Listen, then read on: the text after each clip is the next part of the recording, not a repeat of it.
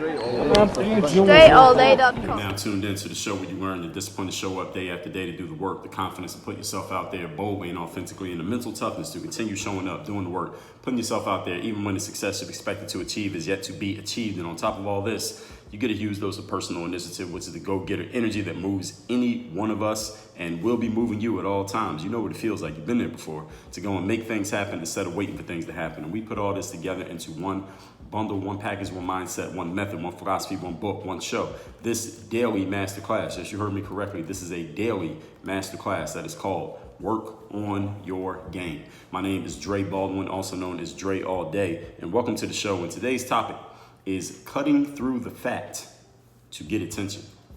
How can you draw some attention to yourself when everybody else is also trying to get attention? When you're trying to separate yourself from the pack, how can you actually make this happen? Now, I thought of this topic specifically because I was in a clubhouse room just today when I'm recording this, and I heard Catherine talking about this. Catherine was one of the moderators in this room there was about 6 of us co-moderating this room where we were talking about book publishing. We do this room every Thursday around 12 o'clock Eastern. In case any of you is on Clubhouse and or is interested in writing a book, make sure you're checking in that room. And Catherine is one of the co-moderators. And the great thing about the room is that all of us are from different areas of the industry. Some of us, many of us authors, but some of us doing it more towards a traditional route. Some of us more self-publishing through sales funnels and marketing in our own ecosystem, doing everything in a self-contained type of way. Then we have people who are book coaches, then people who actually work in the industry, work for publishers. And Catherine is one of those people. And one of the things that she mentioned kind of offhand, we were talking about just creating media attention for ourselves when a book comes out. And Catherine said that people who work at publications who hear from publishers, they're getting 300 to 400 emails every single day of authors and other people who just want to draw some attention to themselves. They're trying to get media coverage. 300, 400 emails being sent to producers and writers and journalists of people who want to get that media coverage every day. Can you imagine 300 and 400 emails coming to your inbox every day of people who want you to pay attention to what they're doing? That many pitches every day. How do you deal with that? How do you handle it? You can't actually go through all of them and read each one of them. You would spend your entire day doing that. So when Catherine said that, it sparked this idea for what we're going to talk about here today. And also reminded me of something that I heard Wes Pfeiffer said when he was on the show. He's been on the show multiple times. I believe it was his second appearance on the show when he said this. At the time, he was working as an assistant coach at a Division I college. And he said that he was receiving 100 emails a day from basketball players, high school basketball players, or players who hadn't played in college yet, who wanted to play college basketball and were trying to get themselves on a Division I college team. They would reach out to him as the assistant coach because his email address is right there on the team website, from players every single day. Now, basketball teams have 12 to 15 people on the roster. Now, he's getting 100 emails every day. So over the course of a month, that's 3,000 different players trying to get on the basketball team with only 15 people on it, not to mention the players already on the team. And even though in the journalistic world, the world of journalism and media coverage, there's no limit to how many people can get media coverage, but you can't cover everybody who send these messages out. So the question that we're going to answer here today is, what are some things that you can do when you're looking to draw attention to yourself to cut through the fat, since you know that there are 100 players reaching out to that coach as well, and you know there are 400 other authors and people who want to be somebody reaching out to that journal, reaching out to that magazine or that publisher or whoever that person is, that podcaster, that show host, that producer every day. How can you separate yourself since everybody is getting pitched and you want to get through?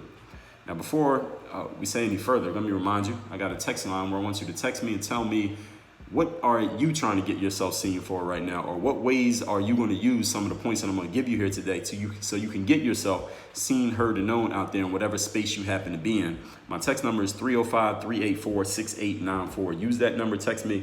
Tell me where you're trying to get seen, how you're trying to get seen, some ideas you may have sparked in your brain today based on what we talk about here that will help you get seen. Again, 305-384-6894. Now, since just in the last episode, I gave you a framework for selling yourself and getting your name out there. Today, what we're going to do is go just a little bit higher level for strategies, not tactics, for getting yourself seen. So the difference between a tactic and a strategy. A tactic is me saying specifically, do specifically this thing, and this thing.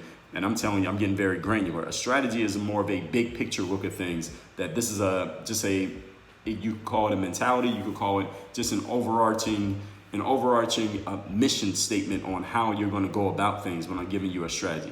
This is not a mission statement, but this is the direction that we're looking, is how I would define the strategy, at least in this context here today. So let's get into these strategies for getting yourself seen. Point number one, the topic again is cutting through the fat to draw some attention to yourself. Number one, personalization. This is the number one thing nowadays. There was a time, it wasn't even that long ago, probably about 5 years ago, when if you wanted to get yourself some type of media attention, whether that was guest posting on somebody's website, getting interviewed on a radio or TV show, landing on somebody's podcast, getting someone else to promote you to their audience, you could craft a really good pitch that was all about you, and you could just copy and paste and send it to as many people as possible, and somebody would respond and you would start getting favorable responses. As long as your pitch was good, as long as you were good and the things you said about yourself were true and accurate, and it was a tight enough pitch, you could get attention if you just sent enough of these out. I know because I used to do this. I used to just copy, paste, send the same pitch out over and over and over again, and people would respond to it, and it was actually working. That was, again, about 5 years ago that worked. But over the last 5 years, that has changed. That doesn't work anymore for a couple reasons. Number one, the people who are receiving these pitches got hip to the game that everybody's just sending me the same thing over and over again. Number two, there are so many more shows out there and so many more people trying to market and promote themselves through that hustle of just sending that pitch over and over and over again to as many people as they can. Athletes do this. People who are trying to get seen, authors do it, media people do it. Everybody started doing this because I guess the word got around, the secret got out, but this is the way that it worked. And the other thing is, in the world that we live in today, everybody can personalize what they're doing because we're all putting all of our business out there in the street. So there's no secret as to what somebody is doing, what they're about, what they're bringing to the table, and what they're interested in.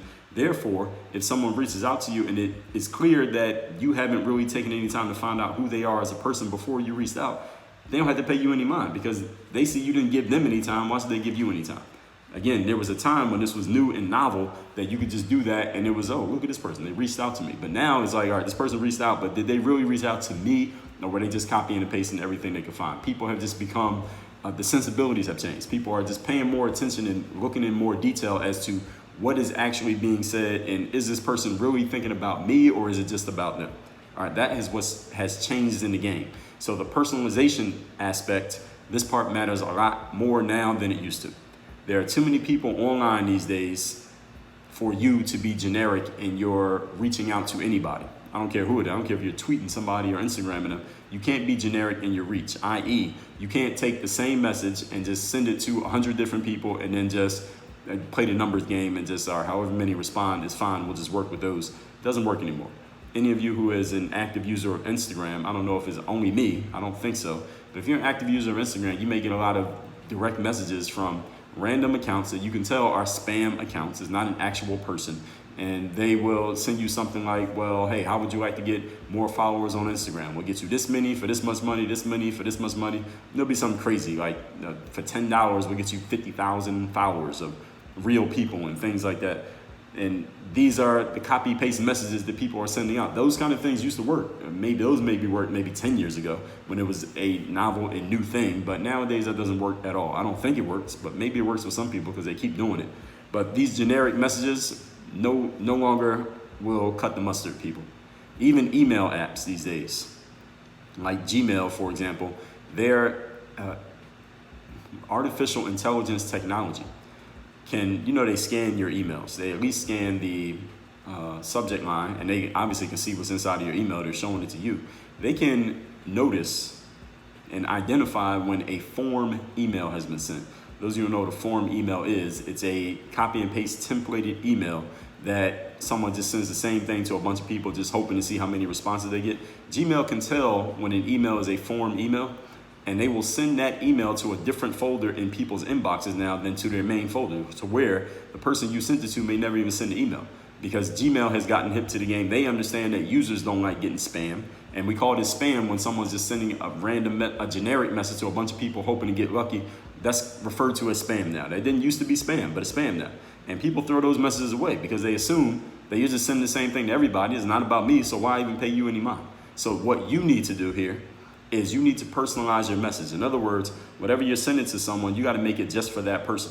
Find out what they're about. Find out what they're doing. See what they have going on. See what their likes and dislikes are. Do some research on this person. Either have someone else do it or you do it. And understand it doesn't have to be deep research. You don't have to find out a person's entire life story or read their entire memoir or listen to every episode of their show in history if you're not interested in a show like that in order to get enough information to be able to personalize your message. To personalize your message to another person, you might only need to listen to the last episode that they published of their show, or read the last few articles they put out, or find out what their last book was, or watch their Instagram or Snapchat story for a day and see what they're talking about right now, what they have going on. Just a few things that you can find out about a person, so when you do reach out to them, you're talking about something that shows you're actually paying some attention to this person. And understand, everybody, we're all hip to the game. If you have a media platform such as a podcast or a show or a YouTube channel, and you got people reaching out to you, you know that not everybody who's reaching out to you is a direct member of your audience, and they don't love you and been following you their entire lives, and they're not basing their entire lives around everything that you do. Now you understand that that's not what it is. So you as the person reaching out, you don't have to lie to somebody and act like you're their biggest fan. They know that you're not. They know why you're reaching out to them, that you want something, but understand they want something too. All they want is you to just give them a little bit of courtesy and show that you would at least take the time to personalize a message to them. Take 2 minutes, 5 minutes to find out something about them and mention that when you reach out to them, and not just make it all about you. At least pretend that you're giving some attention to them. All right, this is just part of the song and dance that human beings have to do. Even though you and I both know exactly what we want here, but let's make it seem like at least make it look like you tried. Okay, that's what I'm saying when I say personalization. If you're reaching out you need to reach out to 100 different people. You ain't got time to read 100 people's books before you reach out to each one. But do some work. Okay, make it look like you give a damn. That's the point here when I say personalization. There are many different directions you can go with this when we dive deep. And when I do my workshop on doing these things, taking your frameworks and taking your brand and really putting yourself out there into the world, because I have formulas for this and know exactly how to make it work, whether we're talking media appearances you do for free, putting out content on your own platforms, or speaking gigs, coaching, consulting contracts where you get paid. I know how to do all of them. I've been doing all these for a long time. So when I do my workshop, you'll know about it. If you're on my email list, you'll know about it at least. If you're not on my email list, first of all, go get your copy of the Mirror of Motivation. As soon as you give us your email, you'll be on my list, or go to workonmygame.com and you can just get on the list for free. You'll get all my emails, articles, etc., if you didn't know about that. So personalize your message. Make it just for that person. This takes a little bit more time than copying and pasting, yes, and it doesn't exactly scale. So personalizing messages is not something that scales, meaning you can't hire a bot to personalize a message. You have to actually do the personalization. But understand, things that don't scale are the exact things that will help you stand out when everybody else is just trying to scale, okay? Why? Because the opportunities are in the opposites. I told you that in episode 1025. The opportunity is always in the opposites. Do the opposite of what everybody else is doing. Point number 2. Today's topic, once again, is cutting through the fat to draw attention to yourself. Second thing you got to do is follow up. Follow up is the most important aspect of sales. Any of you who is in sales, you probably already know this, or you have been taught this, or were trained this, or if you're in sales and you didn't know this, understand this is where most of your sales will happen, is in the follow-up. Yes, hopefully all of us in an ideal world, every person that we meet immediately does exactly what we want them to do as soon as we come across them and tell them what we're doing. Most of the time, and if you're anything like me, it doesn't work like that. Or maybe I'm just bad and you're just lucky, or you're just lucky. But most of the time, when people do what we want them to do, we must follow up with them. There are people who have been listening to the show for 100 days or 1,000 days, still haven't gotten their free copy of my book, The Mirror of Motivation. So I'm going to keep saying it every single day, or whatever other book I want to promote. I'm going to keep telling you about it until you go and take that action. Not everyone does everything the first time they hear about it. I mean, do you do things the first time you hear about them, or do you register it in your mind, think about it, forget about it, have to get reminded about it again, and then finally come around to it 3 months later, 2 years later, 6 weeks later, and then you finally do something? And the only reason you came back to it is because whomever wanted you to do that thing, they had to keep following up. They had to keep talking about it, to keep reminding you, to keep peppering you with that message. Hey, don't forget to do this. Hey, remember to do this. Oh, you remember I told you about that? Don't forget I had this thing going on. Follow up. You must follow up. Understand that some people are busy and they just didn't see the first message that you sent. Or maybe they saw it, but they forgot to reply because they got a lot going on in their lives other than thinking about you. Maybe their inbox is full, or their text messages are full, or their voicemail is full, and they will only see your message if you send it again so that your message goes to the top of the pile. Follow up is the key to sales. All right, the fortune is in the follow-up. That is a saying in the sales world. Most people do not act on things the first time that they see, hear, or think about them, including yourself. Most of the things that you have done in your life, you heard about it more than once before you actually did it. All right, because sometimes we got to think about things. Sometimes the idea doesn't really sell us the first time around. Sometimes we're not really the target person the first time. You might hear about something today, and you're like, all right, that's cool, but that's not the thing that I'm focused on right now. But 6 months from now, when you hear about it again, if the person follows up when you hear about it again, you're like, all right, you know what? Right now, I need it. And this is the key about follow-up. Understand that if you wrote a book, let's say, for example, maybe somebody's not really interested in the book like The Mirror of Motivation the day that they hear about it because they feel like they're good on motivation. Their mindset's in the right place. Everything's working for them. Everything's flowing on all cylinders. I don't need a book about motivation. I'm good. That's a cool book, Dre. Congratulations on writing it, but I don't really need that right now. But 6 months from now, maybe things aren't going so smoothly anymore. Maybe you're not at the peak anymore. Right now, you're in the valley. Right now, you're in a different season in your life and things are not quite working, and you're starting to question yourself, and you're starting to wonder if you're even the right type of person, and you really need to pick me up. And then, Dre, because I'm following up, I remind you again about that book, The Mirror of Motivation. You say, you know what? Right now, I might need that book. Let me go over there and cover the shipping. Let me get my free copy of that book, because right now I need something for my brain and my spirit right now. I didn't need it 6 months ago, but I need it now. And this is how it works in life. People go through seasons. Not everyone is looking for the thing that you are offering at the moment that you first mention it. So you must continue to drip on people's minds like a leaky faucet. Just keep dripping. One day it'll be the right time for each person. Some people will do it the first time. Some people got to see it the third time. Some people got to hear it 300 times before they actually do something. This is why you must follow up. All right, have I sold you on the concept of following up? If I didn't, understand you won't sell anything if you don't follow up. Help people out by following up because they are not always thinking about you, and what you are offering is not always at the top of the list of their personal needs at the moment that you share it. All right, this is your job, following up. So you must have a system for following up with people because you're not going to remember to do it. You just have to have a system in place to do it. A system, for example, I'll give you an example of a system. If you listen to this show, every day I mention that book. There's a system right there. The system is every day, make sure we put in the mention of The Mirror of Motivation. And when I tell you about my texting line, you probably already know the number. Even if you never sent the text, you know the number because I keep saying it. 305-384-6894. That's follow-up. Me repeating it over and over again is the follow-up, even if you didn't do it. That is the whole purpose of following up. Have a system to where you are doing things over and over and over again to where you don't even have to think about it because it's just part of the system. And listen, next book that I got coming out is going to dive into that even more. And by the time you hear this episode, maybe I already told you about it. Actually, by the time you hear this episode, I'm pretty sure I already told you about it. But we ain't going to talk about it today because as I'm recording this, I haven't announced it yet. So let's move on. Point number 3. Today's topic, once again, is how to cut through the fact to draw attention to yourself. When everybody else trying to get attention to, how do you get it? Number 3, do their job for them.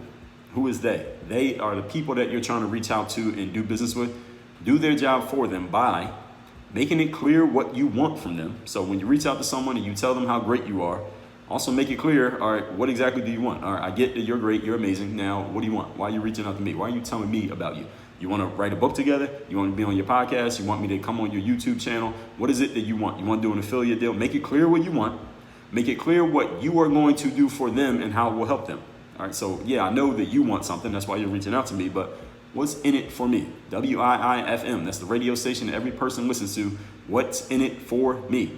Make it clear what you're going to do for them, how they benefit, and how it's going to help them get to where they want to go. Now, you got to have some idea who this person is to offer that.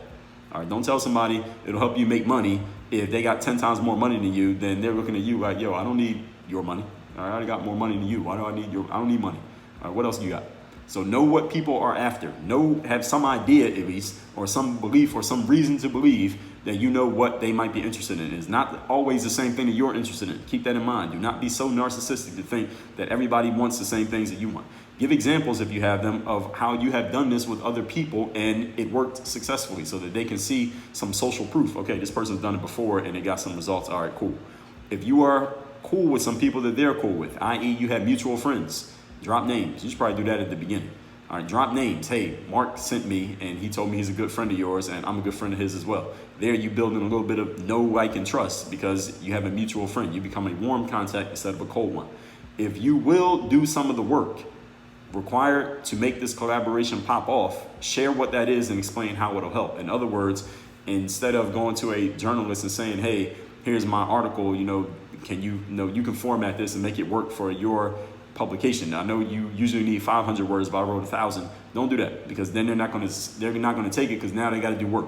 So if you're submitting to a publication, find out how many words they want from a submission. If they want 500 words, take your 1,000-word article and pare it down to 500 words so that it makes sense, so that it can get into there. So it's easy for the person to say yes, so they had to do less work. You do their job for them. That's his third point. You do the work so that they have to, as little as they have to do, you want to make them do as little as possible to make it easy for them to say yes. All right, the more work another person has to do, the more likely they're going to say no, because who wants to do work? All right, human beings by nature, we want to conserve energy. We are by nature lazy. Even people who work on their names all day, we don't want to have to do more work. So don't give people more work, give them less work and show them how you made their job easy for them. Okay, the more you do this, the higher the likelihood they will say yes. Does this scale? No, it does not. But does it sell? Yes, it does. Okay, things that don't scale do sell. Burn that into your head. Anytime in life that you want to work with another person and you probably need them more than they need you, make it easy for them to say yes by doing most of the work on your end. And understand that this concept, this strategy works in any field with any type of person, anywhere that you go in life. That if you do the majority of the work to where they don't have to do as much and it's much easier for them to say yes, you increase the likelihood that they say yes. So for example, if you reach out to a person and let's say you want to do some type of collaboration with an individual and there are some questions that they're going to ask, like, or how big is your audience, or what do you have going on, what have you done in the past, how is it going to benefit me? Answer all of those questions the first time that you reach out so that you can reduce the back and forth. Because some people will start doing the back and forth with you and many people will not, because they're like, all right, this person didn't even give me all the information that I needed. You know what? Let's not even waste our time, because here's 10 other emails of people who did. And you might be better than all of them, but since you didn't do the work up front, you lose the opportunity. This happens all the time in life because people just they fail to prepare. And failing to prepare is preparing to fail. So these are the things, these are strategies. Again, everything I'm telling you here today, you can apply these in many different ways, but make sure you're using these strategies to cut through the fat to get attention to yourself. Let's recap the points here today. Again, I thought about this when I heard someone say that media publications are getting 300, 400 emails every day from people trying to get seen, heard, and known. How do you cut through that fat? Today, I'm giving you 3 strategies to do it. Number 1, personalization. The general cut and paste messages do not work anymore. That used to work 5 years ago. 5 years ago was over. All right, that does not work anymore. Personalize your messages. It does not scale, but it does sell. Point number 2, follow up. The fortune is in the follow-up. Most sales happen not the first time somebody hears about something or thinks about it. It's many, many times later. That's why you must have a system in place and a process to habitually follow up with people, not in a way that's annoying, but professionally annoying, so to speak. As my friend Michelle once said, sometimes maybe somebody just forgot to reply. Maybe they just got other things going on. Maybe they never even saw your message in the first place. You have to follow up. It is your job. Help them out by giving them the message again, just in case they missed it. Point number 3, do their job for them. Make it clear what you want, what you're going to do for them, and how it's going to help them. Give examples. If you have mutual friends, drop their names. If you will do some of the work, make it clear what that work is and make it as easy as possible for another person to say yes. You do that by doing most of the work on your end. The less work another person has to do, the more likely they are to want to work with you because they don't have to do any work. All right? Tell anybody that they can get a positive outcome without doing work. They're listening. All right, all you need to do is set yourself up. Use that idea to your advantage. All right, send me a text. Tell me what you're going to take from today's episode and start using in your marketing and promoting of yourself. My number is 305-384-6894. Again, 305-384-6894. Work on your game. Dre all day.